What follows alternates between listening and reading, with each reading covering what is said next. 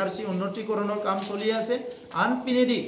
এই কমপ্লিটলি এই প্ৰসেসটো এই প্ৰক্ৰিয়াটো নাকচ কৰি পেলাই তেখেতসকলে আজি সিটিজেনশিপ এমেন্ডমেন্ট বিল পাৰ্লামেন্টত ইন্ট্ৰোডিউস কৰিলে আৰু লোকসভাত পাস কৰিলে গতিকে ইটো এটা ডাঙৰ এটা ভেকভাৱনা হল অসমৰ ৰাইজৰ কাৰণে গতিকে আজি নিখিল বড়ো ছাত্ৰ সন্থাই আমি স্পষ্ট ভাষাৰে কৈছো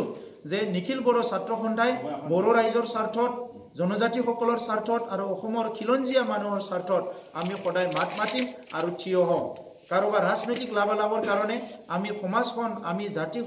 জাতিটো আমি ধ্বংস কৰিব নোৱাৰো আৰু কাকো কোনো এটা শক্তিক আমি ইয়াত এনকাৰেজ কৰিব নোৱাৰো আমি খুব বিতংকে বদলেণ্ড আন্দোলনক লৈ পেলাই আলোচনা কৰিছো আৰু আমি ডিসিশন লৈছো যে যিকিনো পৰিস্থিতিৰ যিকিনো পৰিৱেশৰ মাজেৰে বদলেন যে সমস্যা এটো সমাধানৰ যেটো সংগ্ৰাম এটো আগুৱাই লৈ যাম আৰু ইয়াত কোনো কাৰণত কোনো পৰিস্থিতিত এটো বন্ধ কৰা নহব এটো ষ্টপ কৰা নহব আমাৰ যেটো অধিবেশন এই অধিবেশনৰ প্ৰতিনিধি সভাই সৰকাৰক আমি ধিক্কাৰ দিছো যে জি বিজেপিয়ে 2014ত বড় সমস্যা সমাধান কৰিম বুলি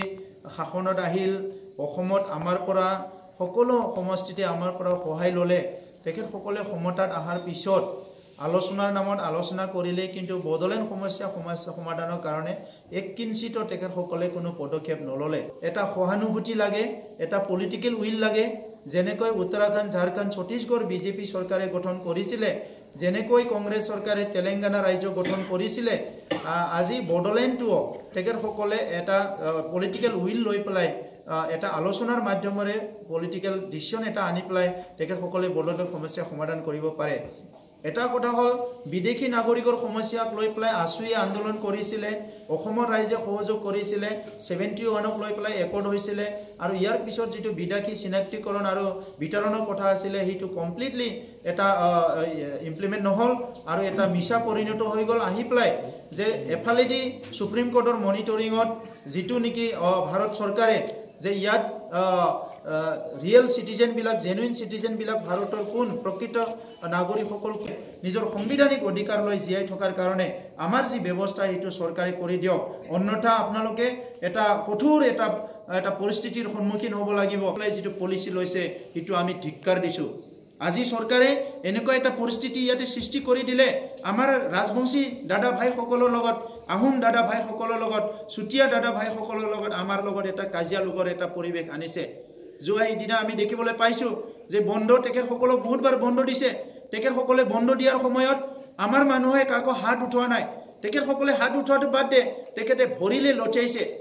ঝাৰখণ্ডৰ আমি গোটেই লিষ্ট চালো ছত্তীশগড়ৰ ST list OBC list SC list আমি চালো আজি যি সকলক টি ট্ৰাইব বুলি পেলাই ইয়াতে আমাৰ সান্থালী ভাইসকল ওৰাও মুণ্ডা ভাইসকলৰ অৰ্থনৈতিক শিক্ষা সামাজিক সকলো পিছ পৰি আছে তেখেতসকলে ন্যায় পাব লাগে বুলি আমি ভাবো